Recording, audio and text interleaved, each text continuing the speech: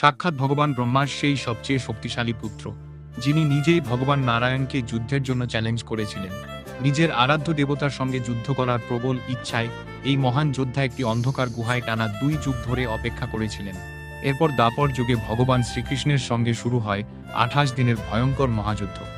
গল্পের শুরু সত্য যুগে, যখন ব্রহ্মার হাই তোলার সময় তার মুখ থেকে এক অসাধারণ শক্তিশালী বালকের জন্ম হয়, জাম্ববন্ত। তিনি ছিলেন ব্রহ্মার মানসপুত্র। তার মধ্যে ছিল 100 কোটি সিংহের শক্তি। তিনি ছিলেন এমন এক যোদ্ধা যার শক্তি স্বয়ং হনুমানজির সমতুল্য। সেন্টেন্স তার অসীম শক্তির প্রমাণ মেলে এই ঘটনায়, যখন ভগবান বিষ্ণু বামন অবতারে 3 পা ফেলে সমগ্র ব্রহ্মাণ্ড পরিমাপ করেন।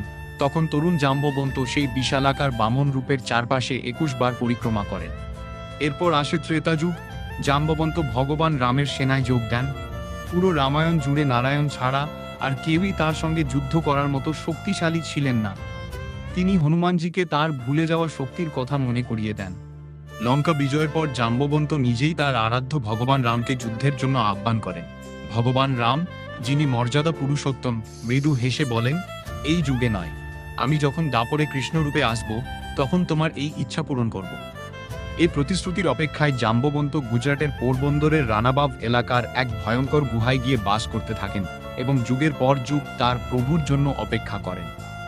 সময়ের চাকা ঘুরে আসে দাপর যুগ।